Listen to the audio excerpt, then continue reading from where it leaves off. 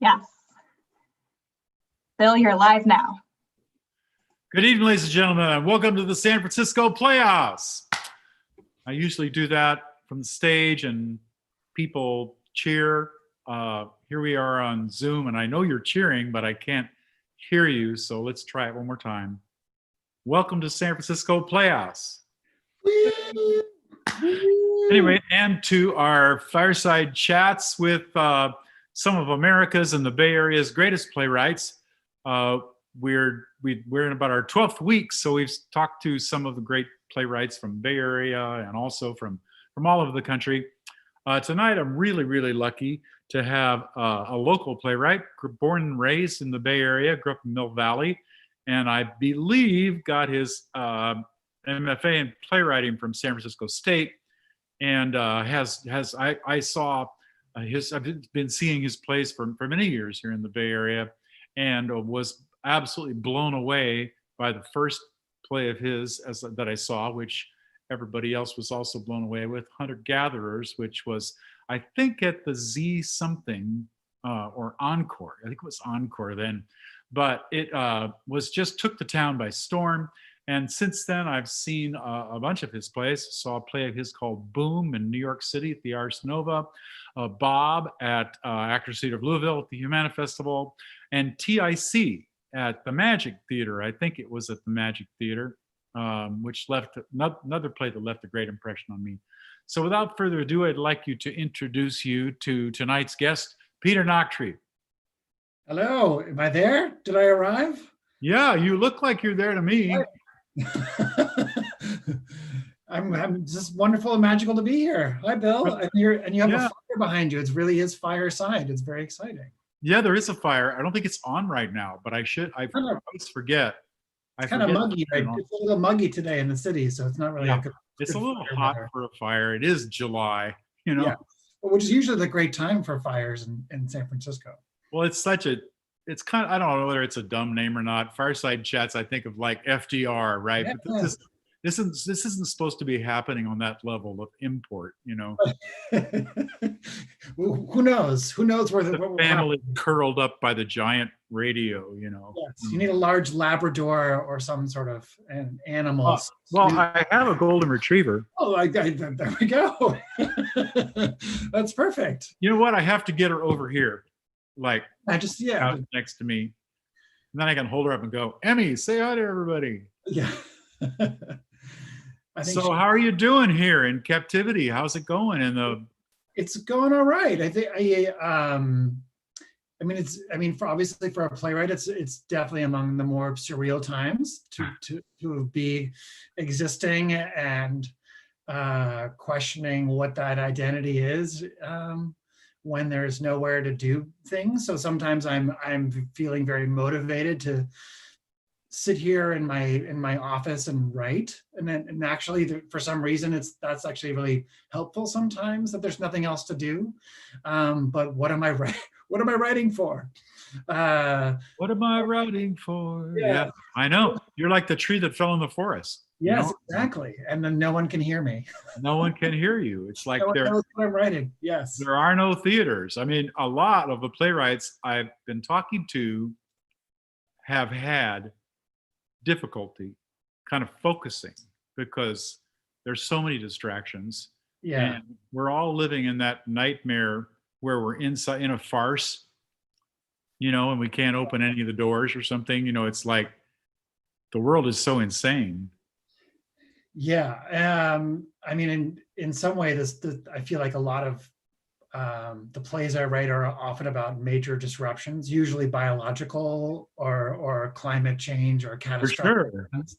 So it's like, oh, I've been writing this moment many times, but now to actually be living it is a little different. Yeah,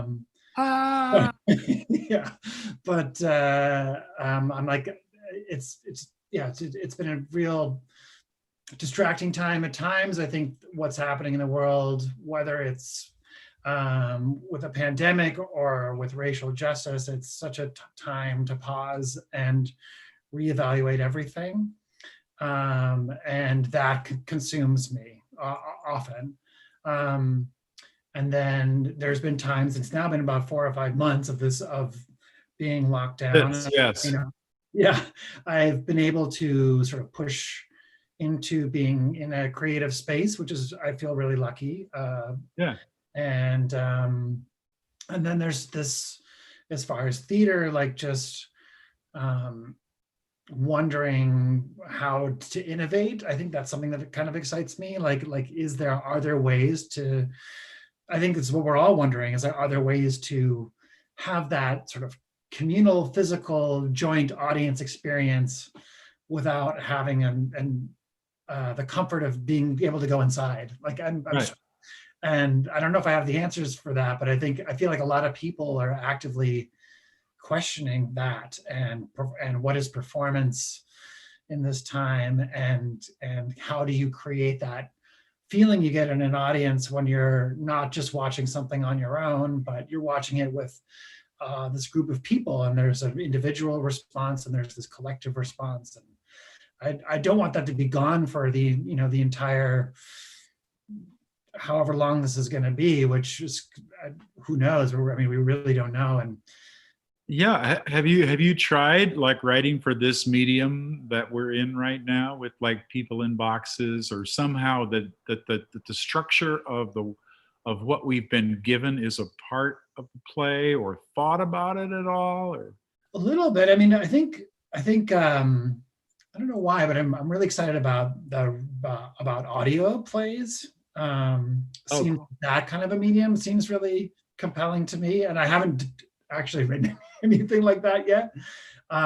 Although I'm thinking about plays that I've already written and trying to reimagine them maybe as what would they be like if they were just an audio only experience. I haven't done any sort of Zoom specific plays. I did get to write a 10-minute play for the Play at Home initiative, that website, playathome.org, Oh, cool. where a bunch of theaters around the country have commissioned playwrights to write scripts that people can perform at home. So it's a website that I think has over 100 short plays that people can download, either perform with their cluster of their quarantine cluster, or Their pod. yes, their pod, or do online with their friends. So there was an amazing theater troupe that took my play and did it on Twitch. Uh-huh.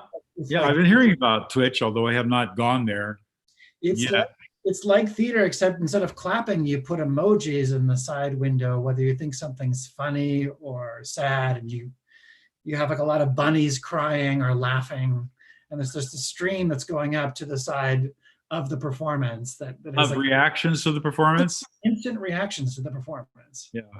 Well, people can chat in Zoom format and on YouTube. A lot of people will say, well, I just put up the chat, because sometimes people ask questions. They know of your work and they want me to ask you a question.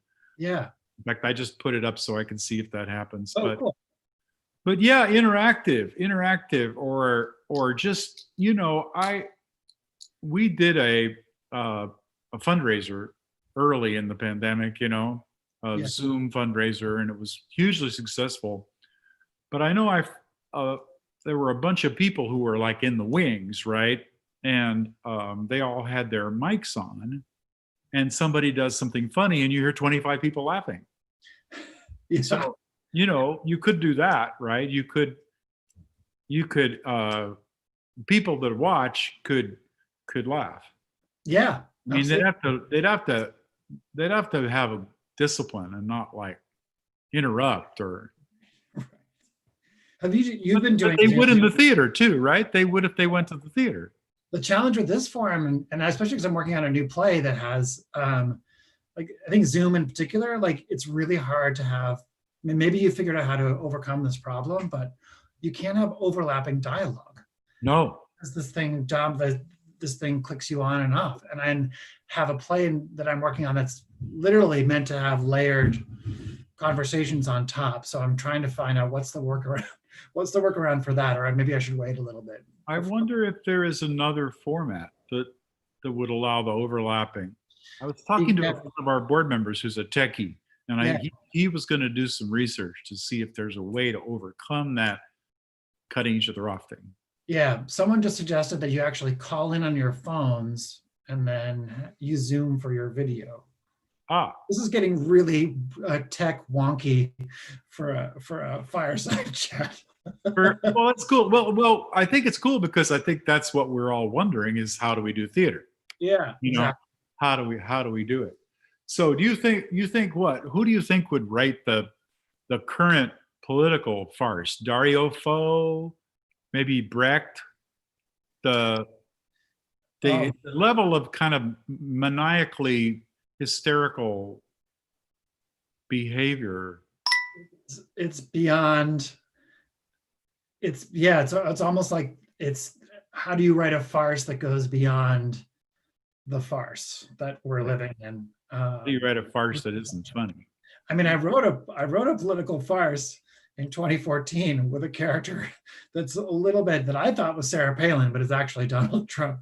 Oh, well, maybe I you don't could feel, revise. yes, I think a couple theaters had it scheduled for the fall. Um, but I don't know if they're going to be able to do them now or they'll bring them online. But Would uh, you send it to me? yeah, it's Because called, I'd yeah, love to read it. And did you? Is it a man? Is it a male person or is it a female? It's female candidate. And it was an NNPN Rolling World premiere in oh 2014, and about a political candidate running for office in Nebraska, and it is sort of goes off the rails, and it sort of pulls a married couple apart.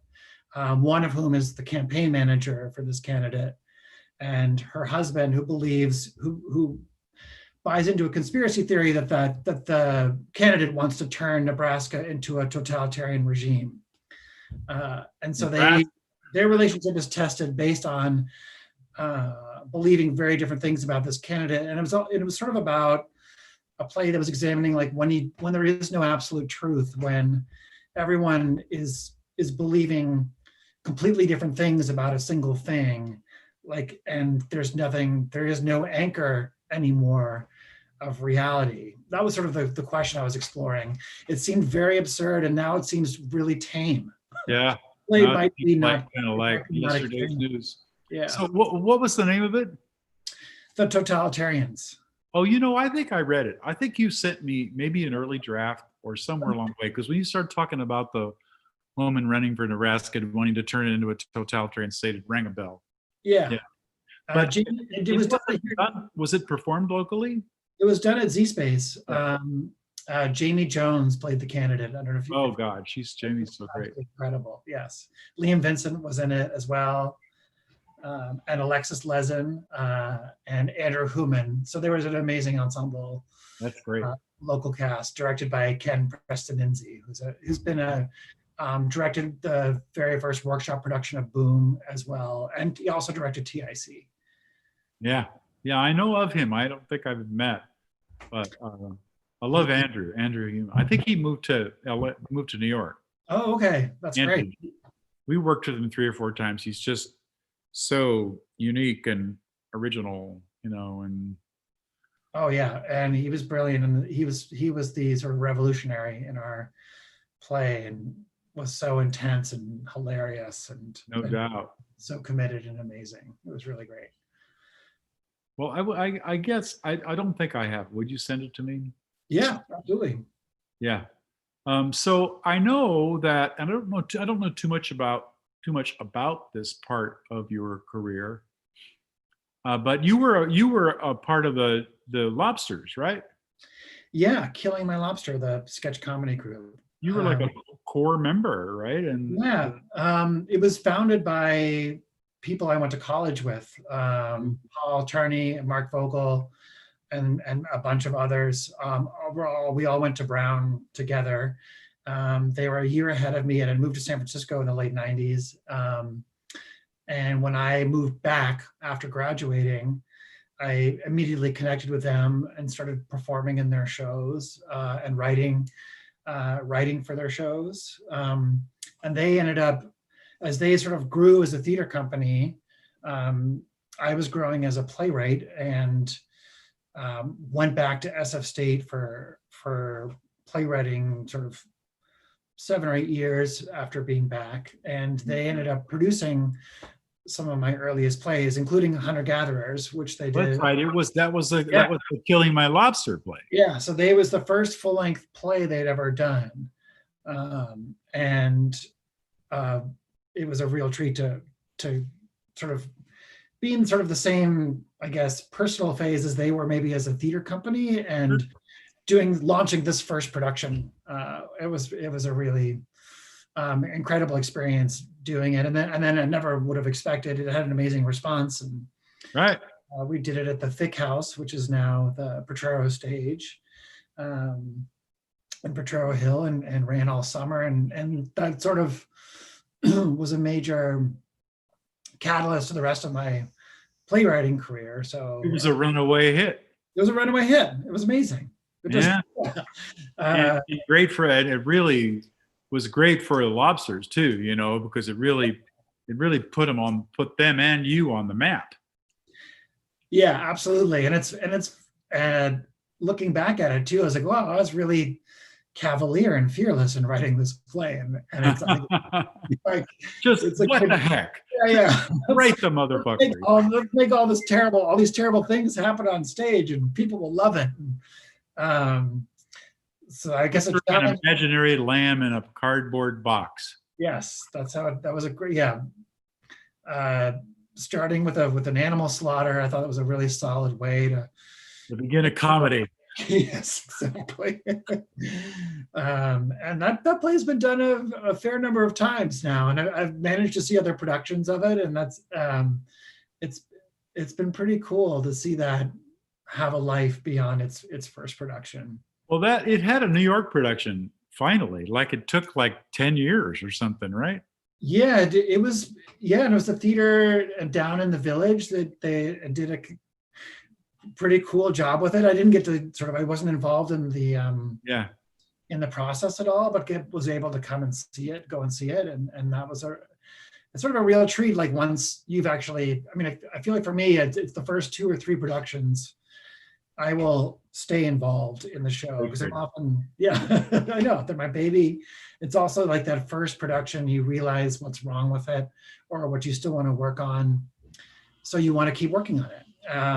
And then eventually you let it go.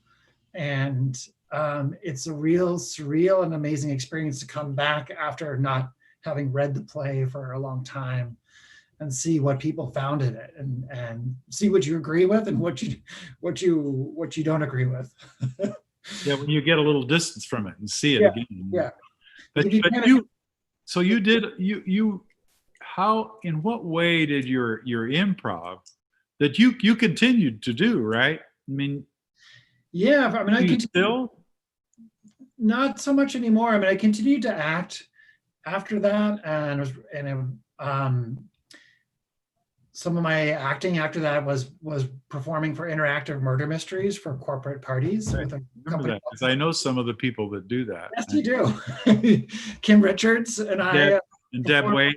Deb Wade, yes. We performed many times together for many different companies who needed some team building or needed to get drunk and needed people to facilitate their drunk getting. Drunk getting. That's an interesting turn of phrase. Yeah. But I love the process of having to be on, like having to think really quickly about something funny to say, to respond to what someone in the audience was giving me. And I think that yes and philosophy that's part of improv is what I try to take to writing as well. That when an impulse blurts out on the page, I try to pursue it and yes and on my own self. Explain to the nice people a little bit more about yes and in terms of its purpose in improv and in terms of how it can be a good principle of playwriting. Yeah, I mean, I think I'm going to probably butcher it, but it's one of the sort of the fundamental rules of improv, which is to basically accept anything that your scene partner has offered and then to build on it. So if it's someone's like, what are you, what fish did you get for dinner?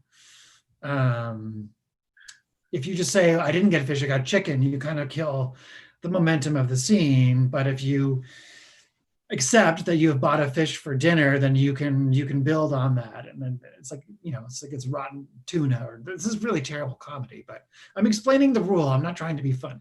No, but that was good. That was good. Okay. And so then as a, you, you you can just edit never, that out you of the never live say, stream. you don't say no in improv. You just do. Right.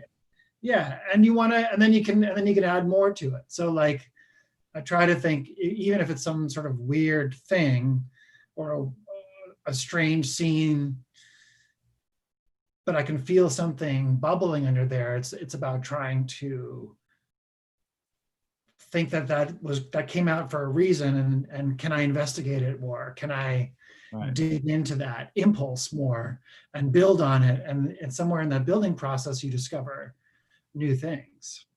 Well, I think that I think it does characterize your work, because I mean, you never have any idea where one of your plays is going to go. They're not laid out like you just follow your nose. You follow what's happening, and if something comes out on the page, then you follow that, and it Yeah. takes you somewhere else. Yeah, I mean that's very much what a first draft is like, even though and I'm making it sound like it's easy. and sometimes I fail at my own rule, and doubt it's very easy to come into the process. Um, I think some of the most successful and most pleasurable writing experiences have been when I've been deep in that mode, and then you go back and you look at your weird draft that you wrote, and then you do a lot of craft and work to take what you've learned at the end of the play and bring it forward, bring it to the beginning of the play, and see what's actually like feels spicy to you and what feels bland, and start to pull and throw things out and throw new things in. I'm also a very non-precious kind of writer, so I'm very happy tossing pages and pages of material, and that's the second part of the process. So it's Willing to kill your babies. absolutely, I think So it's for you, and I think at its best, playwriting is a stream of consciousness kind of event that is coming partly from the unconscious, right? Partly from just you don't even know. that's where that's where the good stuff is too. I mean, it's the stuff that Yeah. when you go into a workshop and an actor looks at it, a director, they find this deep, more interesting thing than you even intellectually thought was there. That's sort of a really fun. Well, I think of playwrights, and I describe this to people as sort of the prophets of our time, because you guys have more sensitive antenna, and you pick up stuff that's floating around in the tumult and are able to somehow filter it down into a story, which helps us like see ourselves. We get that. And so I think that for me, that's what I love about playwrights, is that you trust, and that's all of it, right? I mean, trusting your impulses. Trusting impulses for sure, and also being rigorous and merciless in the process of rewriting. Rewriting, yeah. Yes, and being, listening, I think is really important, especially like in a workshop or even in a performance. Being able to sort of separate yourself from the work you're writing, Mhm. and not putting your ego in the play is very helpful for me, because then I can kind of listen to the play as its own. It's like it is like a baby. It is an organism, and you're at some point it's not you. It's this thing you're making, and you're making it with other people, and you have to have this sort of separation to see what you can do to help that baby along. Right. So there's that. Humility is, I think, also a big part of the writing process. So confidence, humility, trusting your impulses, but also, I guess, being flexible and willing to adapt and listen. I love those words, particularly like merciless and humility. right? Yeah. Because, and the fact that I do dearly believe that, and some playwrights are better at this than others, but once you get in a room with like a bunch of actors, it's not really completely yours anymore. No, it's not. Because their consciousness and their like take on the character is going to spin it in a little different direction, and all of a sudden it becomes like a kind of a different, it evolves into another creature. Absolutely. I mean, the top thing that happens in a rehearsal or a workshop is that I realize I've overwritten something, and the point came across, or the feeling came across one sentence in, and then I have a paragraph after that that's trying to say the same thing, but it's already been said, or it's forcing a character to have to like take a weird turn or pivot before it gets to the next point in the scene, and actors are amazing at sort of very game at trying to make it work, but then when you see you're making something especially difficult for somebody, you have to sort of note that and figure out, is it something that an actor can work on in their performance, or is there something in the text that's throwing everything off a little bit? Right. And I mean, I don't want to throw out everything, but it's also, and that's the challenge, is how to not trash your piece or get rid of stuff that's actually essential. And sometimes you have to cut it and realize that it's essential, and you put something back in. But what that's an actor good about previews, right? Oh yeah. Like you don't want to cut too much on a new play until you've had some audiences, and then you can go, oh my God, 4 pages, get out of here, because Absolutely. Yeah. And especially with a comedy, because the audience is such a key other cast member in that show, and comedies are so can be very driven by rhythm and the emotions you're conjuring in an audience, that it's often vocal, and they actually have a vocal role to play, and you can't learn that until you get it in front of a group of people, right. and then every audience is different, which is very frustrating. I often try to resist like playwright's desire to cut when you're late in the game and you haven't had an audience yet. I said, well, why don't we just see? Yeah. Yeah. Why don't we just see what bounces and what doesn't, and it'll be very clear, right? Yeah, absolutely. We try to do a lot of previews for our sandboxes, but you never have enough for a world premiere main stage. It was like you work at Playwrights Horizons, they do like 3 or 4 weeks. 3 weeks of previews and 2 weeks of performances. Yeah. More previews than they actually do run. Well, 1 week is fake previews, because it's like when the press comes. So they make the last week is fake previews. That's true. Yeah, they make you freeze the show. At least that's what happened. But still, you get 2 weeks of previews, which is like, it's wonderful, and you really need that time to hone something, and it's a real luxury when you get that. And I've only had I've had good preview processes in many shows, but to get that sort of 10 or 12 preview, amount of time it's really fun work to do, and it's sometimes you do crazy things and you break the show for a night, and then you have to bring it back the next day, and I think it's one of my favorite parts of the process, for sure. Me too. Yeah. I like the world premiere in previews. Put me there. That's an insane. It's a totally insane time. Yeah. And you're just like,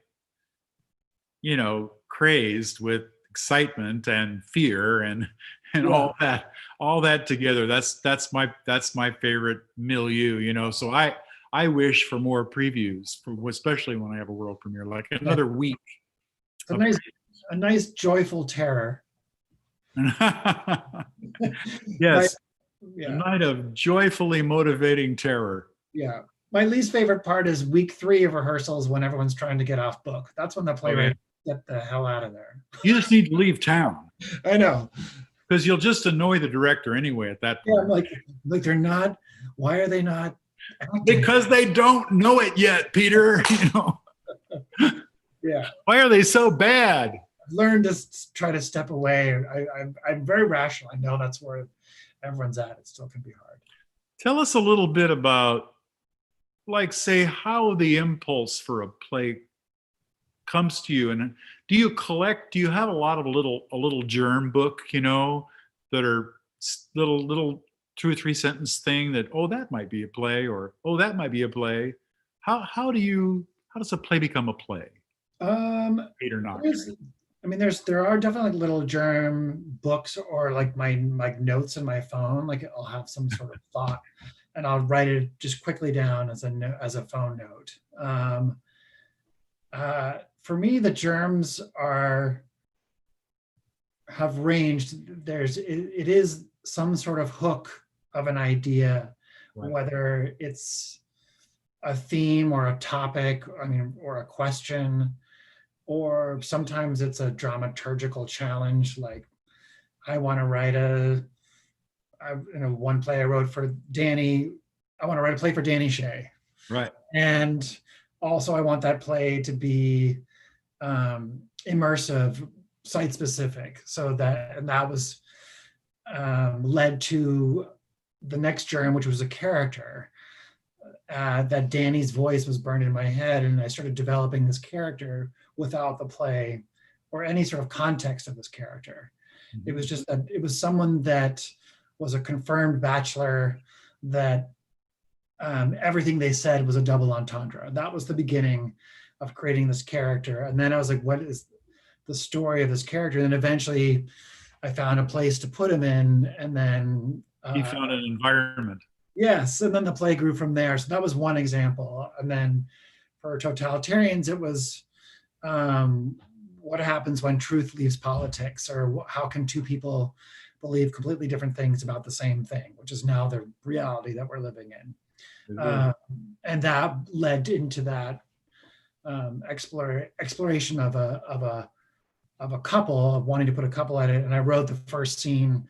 That play wrote it very linearly. I wrote the first scene, which became the hook of the whole play. Like I was able to just sort of write scene after scene. So it is some sort of nagging thing, whether it's a theme, question, or even an opening scene. For hunter-gatherers, writing that lamb slaughter scene, the opening scene, defined the tone of the play for me. And I was like, okay, now I can go forward. So there's a little bit of floundering around before that of ideas and themes, and then all of a sudden there's something that gets me going forward. But it wasn't like, someday I'm going to write a play about some yuppie couples that have a dinner party and slaughter a lamb.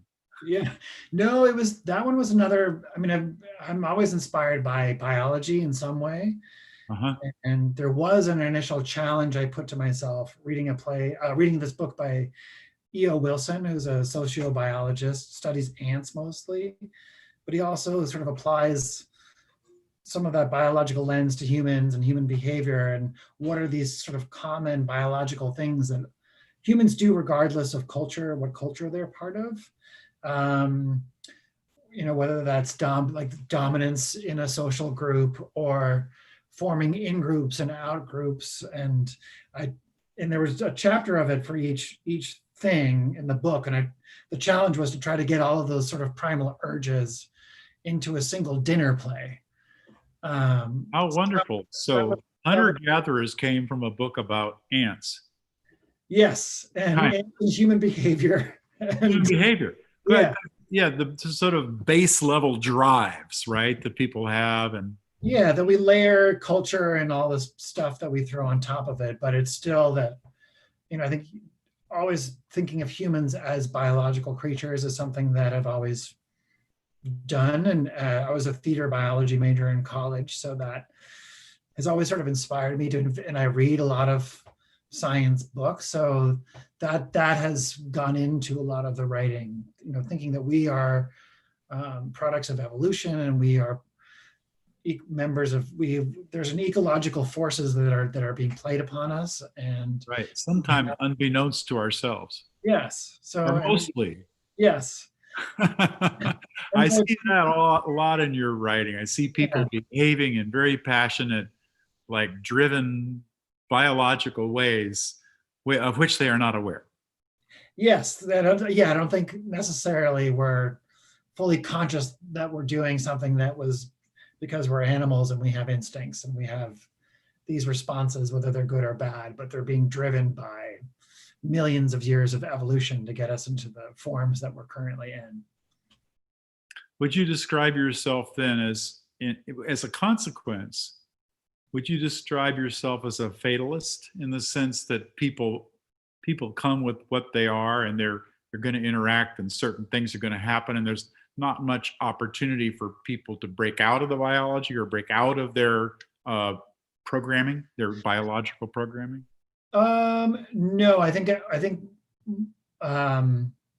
my plays are a battle of that thought and my optimism and hope for people. That and I think a lot of plays that I write explore what you can control and what you can't, and what are the differing levels of influence of things you actually can change and things that are beyond your control. And I think that's actually the central conflict of a lot of the plays that I write. And the central conflict of being human. Yes. Yeah, I think so. What can I control and what can't I control, you know? Yeah. And how do you reconcile that? How do you deal with that sort of inherent friction? Yeah, it's funny that I think one would be fair to characterize you as a writer that tends to lean towards comedy. Yes, I think every play I think is funny. Yeah. I'm not sure if everyone else. I mean the the man in a trap, right? The human in a trap, trapped between his desire to be good and desire to grow, and the sort of biological determinant of what he's probably going to end up doing, you know. Yeah. And that vice, you know, that trap is kind of usually thought of as a tragic trap, you know. I think you make it funny. Yeah, it's more fun to laugh at it if you can't do anything about it. Yeah. Well, hey, I'd said a half hour where we were just yakking away. It was so fun talking to you. I want to talk to you too. This is really great, and thank you so much for having me. It was a pleasure. Most exciting thing I've done all month. Well, you know, you're one of those playwrights that I've admired for so long, and your unique vision of what it is to be human has always been so appealing to me, and I'm a little sad that we haven't produced one of your plays yet. So we'll have to get on that. Yeah, we'll have to get on that. We'll talk offline. I'll talk to you in the chat about that. Yeah, for sure. I know there's some other things you were working on. I know you wrote a play for all the kids in a class at Cal, right? Class at ACT. Was it ACT? Yeah, it was the entire class, right? So there were 12 of them or 11 of them or whatever. Yeah. And you know what? I got to send you, I wrote a climate change musical too. A climate change musical? Well, yes. Please do. Is it going to be done with a piano and a banjo, or? It could be. We could do anything. We had one production. Our world premiere was last summer at Barrington Stage. Oh, cool. But it's now, I'll share it with you. It could be done. How did that go? How did it go? It went great. It was an amazing cast of actors that went up there, and it was a real dream to get to work with just some tremendous talent and support. There's nothing like hanging out up there in the Berkshires, huh? Oh, it was amazing. Oh my God.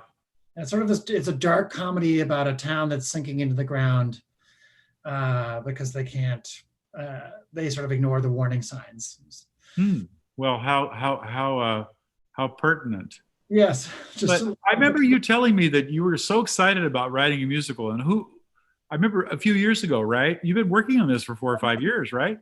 Yeah, at least. A little bit. At least. Because it was quite a while ago that we talked about the musical. Yeah. But who was your composer? His name is Nico Sakalakos. Uh-huh. He's a New York-based composer, indie rock background, really talented guy. So, I love that. Will you send it to me? Is there a tape of songs? There's we have demo tracks, and and a script, and I can, share those with Well, you. it feels a little like the world of musicals is going to change. You know, it's like, are we going to be able to, am I going to be able to put 300 people in my theater so that I can do like, you know, Brigadoon or Oliver or whatever? Is that ever going to be the case again? Yeah. Or am I going to have to sort of get outside the box? Because, you know, I love musicals Yeah. and love music. Or are we going to have to kind of get outside the box and do things that are a little, can be done in a more chamber manner? Yeah. That's one of the existential questions of the Definitely. time. Well, Peter, thank you so much. A real pleasure. That was such a pleasure talking with you. And we'll let this be the beginning of a conversation. Excellent. Well, enjoy your evening, and thanks for everyone who is watching too. Hi. Yeah. Thank you, everybody, for tuning in to our Fireside Chats in San Francisco Playhouse in the Empathy Gym. Coming up Monday in our Zoomlet series, we're going to have a really exciting night. We're going to have a play called Great to See You by Teresa Rebeck. You know Teresa from Seared and from Seminar, and we've done 3 or 4 of Teresa's plays, and of course I'm a huge fan. And we're going to be presenting that, and yours truly here is actually going to direct one of these Zoomlets finally, so that'll be fun too.